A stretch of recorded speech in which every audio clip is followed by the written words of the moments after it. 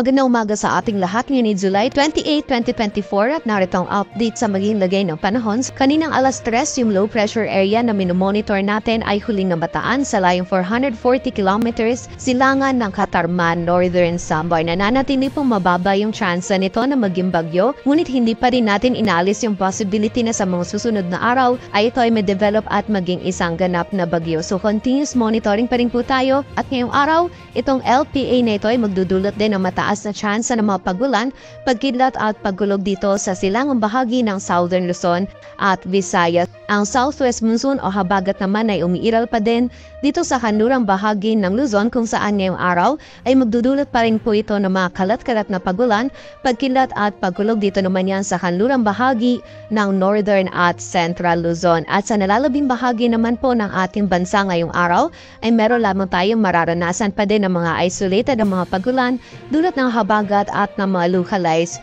thunderstorms. At para nga sa magiging lagay ng panahon ngayong araw ng linggo, maulap na kalangitan at mga kalat-kalat na pagulan, pagkidlat at pagkulog pa rin ang mararanasan dito sa Ilocos Region maging sa bahagi din ng Zambales at Bataan, dulot po yan ng habagat. Dulot naman ng low pressure area ay meron din tayong mararanasan na maulap na kalangitan at mga kalat-kalat na pagulan dito naman sa Bicol Region maging sa bahagi din ng Quezon.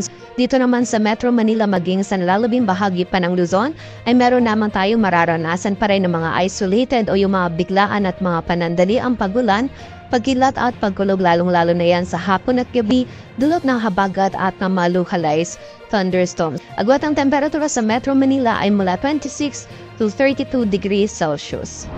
Sa bahagi naman ng Visayas at Mindanao maging sa bahagi din ng Palawan, dito po sa may area ng Eastern Visayas ngayong araw makakaranas din po tayo ng mataas na chance ng mga pagulan, pagkidlat at pagkulog dulot pa rin yan ng LPAs. Sa nalalabing bahagi naman ng Visayas, maging dito sa bahagi ng Palawan at buong bahagi ng Mindanao ay magiging bahagi maulap hanggang sa maulap yung ating kalangitan. Meron pa rin tayong posibilidad ng mga isolated na mga pagulan dulot naman ng mga localized thunderstorms. And during severe thunderstorms, posible pa rin po maging katamtaman hanggang sa mga malakas na pagulan yung ating maranasan at maaari pa rin po ito magdulot ng mga pagbaha at pagguho ng lupas. Agwat ang temperatura sa Cebu ay mula 25 to 31 degrees Celsius at sa Davao naman ay 25 to 32 degrees Celsius. Para naman po sa lagay ng dagat baybayin ng ating bansa, wala na tayong nakataas na gale warning kaya malayo makakapalaot yung mga kababayan natin mga isda pa din na rin yung may mga maliliit na sasakyang pandagat.